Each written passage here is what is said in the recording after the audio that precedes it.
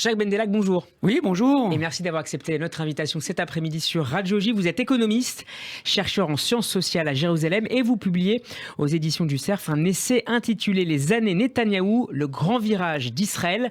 Un livre qui s'intéresse à la trace, toujours en cours d'écriture d'ailleurs, de Benjamin Netanyahou, pas seulement dans la vie politique israélienne, mais aussi plus largement dans la société. C'est quoi le bibisme que vous présentez, Jacques Bendellac, comme l'idéologie dominante aujourd'hui en Israël ? Oui, c'est la politique suivie par Benjamin Netanyahou depuis 15 ans qu'il mène ce pays-là. C'est un mélange à la fois de nationalisme, de libéralisme, comme le veulent les partis de la droite, mais c'est aussi beaucoup de pragmatisme, beaucoup de populisme. C'est-à-dire que Netanyahou essaye de satisfaire le plus possible ses électeurs en prenant des mesures qui sont parfois, j'allais dire, contradictoires. Il annonce quelque chose et fait le contraire, ou il ne tient pas des promesses. Il a un type de pouvoir très, très personnel. En quoi il se distingue de ses prédécesseurs à droite, qu'on pense à Ariel Sharon? Notamment parce qu'il a cultivé un culte de la personnalité très importante.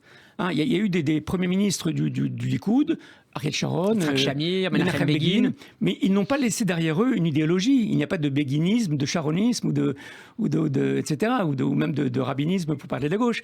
Il a été le seul Premier ministre qui, notamment grâce à sa longévité politique, laisse derrière lui un mode de gouvernance très autoritaire, qui dénigre les opposants, qui dénigre la minorité, qui favorise la majorité, mais dans lequel la minorité politique est totalement, j'allais même presque dire, insultée, traitée d'ennemis de la nation, vous voyez. Et donc c'est un mode de gouvernance à la fois autoritaire, populiste, et c'est ça ce qui caractérise, me semble-t-il, le bibisme. On va y revenir dans un instant. Vous retracez, Jacques Bendellac, les grandes étapes de son parcours politique, de son retour des États-Unis à la fin des années 80, où il était jusque-là ambassadeur d'Israël aux Nations Unies.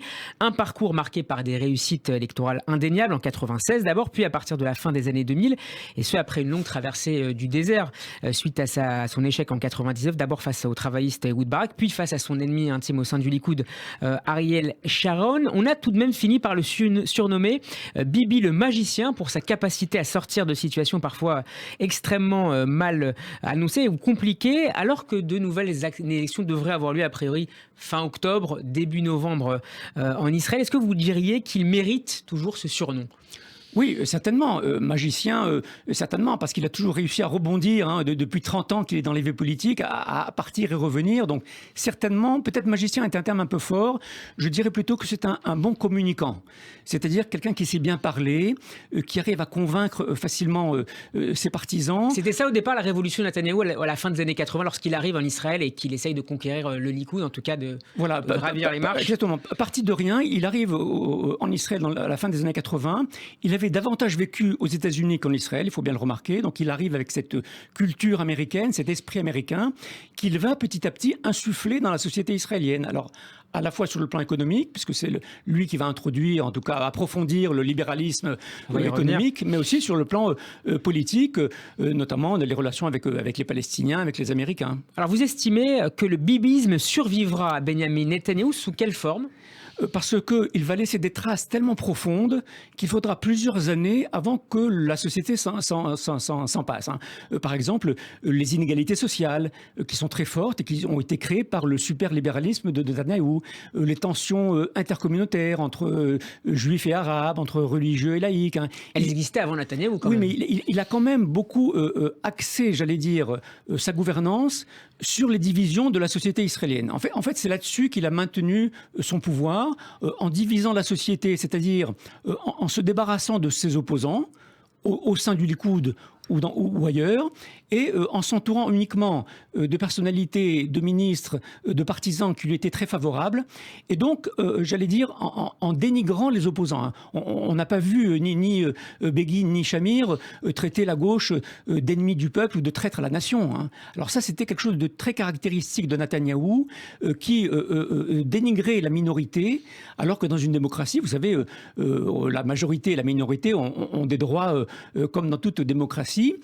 J'irais même jusqu'à dire qu'il a sapé certains fondements de la démocratie en affaiblissant le pouvoir judiciaire, en affaiblissant le Parlement, en affaiblissant les médias. Si vous voulez, il s'est vraiment entouré d'organisations, d'institutions, d'idéologies qui le soutiennent en éliminant tous ceux qui s'y opposaient. Alors justement, c'est un point important du livre qui mérite d'être débattu. Vous qualifiez Israël de régime illibéral, ce qui revient à le rapprocher de la Hongrie ou de la Turquie. Pourtant, même s'ils sont parfois très critiqués, les garde-fous de la démocratie israélienne, que sont notamment la Cour suprême ou encore les médias, continuent de faire leur travail. Il suffit d'allumer la télévision israélienne pour se rendre compte que Bibi Netanyahou est critiqué assez régulièrement et parfois de manière beaucoup plus virulente que leur pouvoir, ses homologues à l'étranger. Leur pouvoir, contrairement à ce qu'on en pense, est beaucoup plus affaibli qu'il ne l'était il y a 20 ans. Vous savez, c'est pas par hasard qu'il veut nommer les membres de la Cour suprême par le gouvernement. C'est une atteinte à la démocratie. Pendant longtemps, il a combattu le système judiciaire. On se rappelle de ce spectacle de Netanyahou arrivant à son première audience au tribunal de Jérusalem et se donnant en spectacle pour critiquer et stigmatiser le système judiciaire. Donc il a touché au contre-pouvoir en les affaiblissant. Le système judiciaire, le Parlement, ce n'est pas pour rien qu'il rappelle souvent le système du référendum. À chaque occasion, il veut faire un référendum pour essayer d'éliminer le rôle du Parlement. Et puis les médias. Il a affaibli les médias dans la mesure où il a été soutenu par un journal gratuit. La création d'Israël par Sheldon Adelson. Parce que ça l'arrangeait. Et puis, quelques années après, quand ça ne l'a plus arrangé, il a essayé de faire voter une loi contre les journaux gratuits, vous voyez.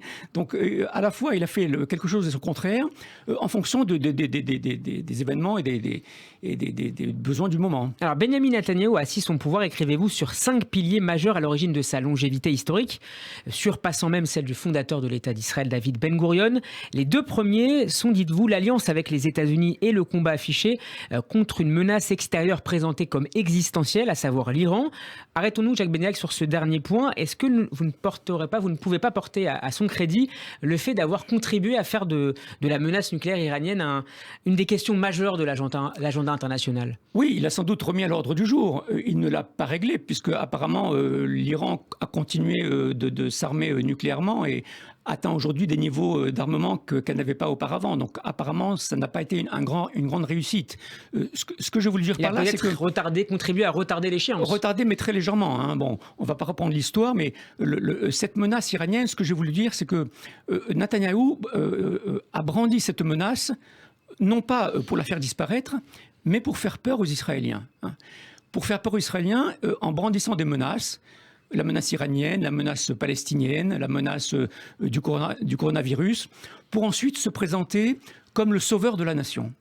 Et cette idéologie de sauveur de la nation est un concept qui est contraire à la démocratie libérale, puisque c'est une personne qui veut laisser croire qu'il est le seul à pouvoir sauver le pays d'une certaine situation, notamment lorsque le Bennett a pris le pouvoir également, et que cette notion de sauveur de la nation est une notion qui a affaibli la démocratie israélienne parce qu'elle a aussi affaibli les contre-pouvoirs. Un livre qui va faire débat, les années Netanyahou, le grand virage d'Israël, c'est publié aux éditions du Cerf.